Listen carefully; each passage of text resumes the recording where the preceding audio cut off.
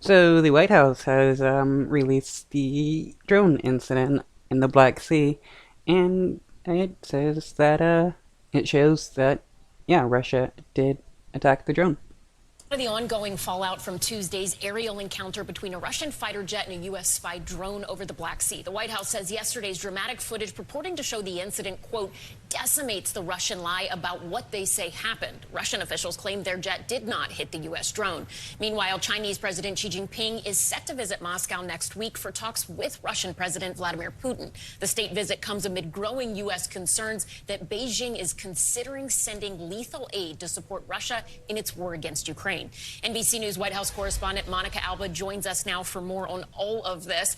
Monica, let's start with the incident in the Black Sea. The Pentagon released this footage fairly quickly. Why did they decide to do that, and what are you hearing from White House officials?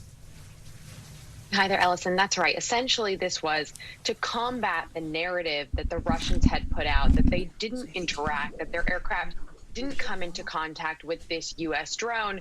And that's why the Pentagon released this footage that clearly shows that the Russian jet, as you see there, approaches the drone, pours fuel on it, and then returns several times, eventually clipping those propeller blades, which is what led the U.S. to decide that ultimately they needed to down it, but not before wiping what they believe was the most sensitive data from there. So there's still major questions, though, about why this happened, what contributed to it. And we heard a little bit. Why it happened? Because we're at war with Russia, and Russia saw a drone and decided to attack it. Like, what kind of question is that, really? What prompted Russia to attack America? Bit more from White House spokesman John Kirby on that assessment yesterday. It's pretty darn obvious when you look at that video that fighter jet hit our drone. At best, it's reckless flying. At worst, it's reckless and incompetent. We don't know whether it is also intentional. Wow, they don't know that they can't decide if it was intentional. Like, it's not like this fighter jet accidentally released jet fuel on the plane and then made several passes around and then, clipped its propeller. Like, I mean, if it was just sheer incompetence, well then the Russian Air Force will be easily defeated. And we may never know whether it was intentional, according to U.S. officials, but certainly it contributes to these rising tensions. But the U.S. was very clear yesterday that they don't seek conflict with Russia. Again, this all happened over international airspace. The Kremlin continues to say the U.S. was.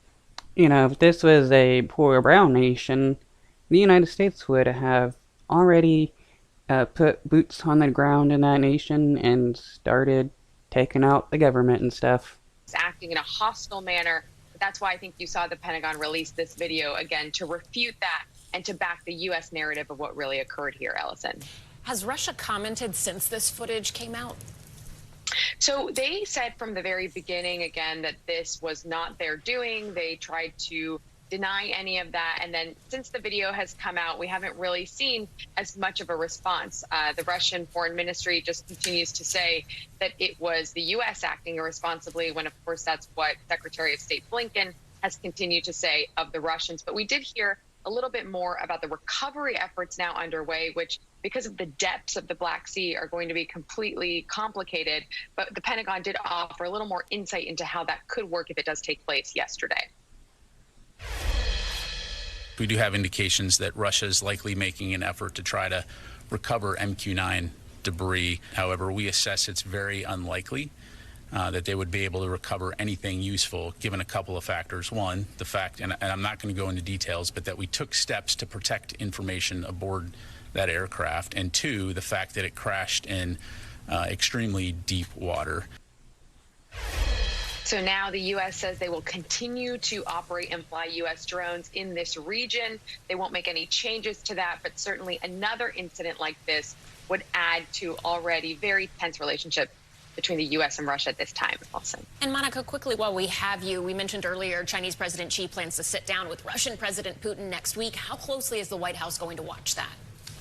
They'll very much be watching this, and that's because we already know that China had offered non-lethal aid to Russia in its invasion of Ukraine. But there were fears over the last couple of weeks that that could change to lethal aid. And that's when we're talking about weapons, artillery, ammunition, things you would actually see on the battlefield that could contribute to loss of life. Now, U.S. intelligence officials believe that hasn't occurred yet. But again, given these talks, they'll be watching very closely to see if that does escalate to the next step, which would be incredibly significant, and which the U.S. says would be a bit of a game changer here, and that then China would face repercussions should they decide to make that move.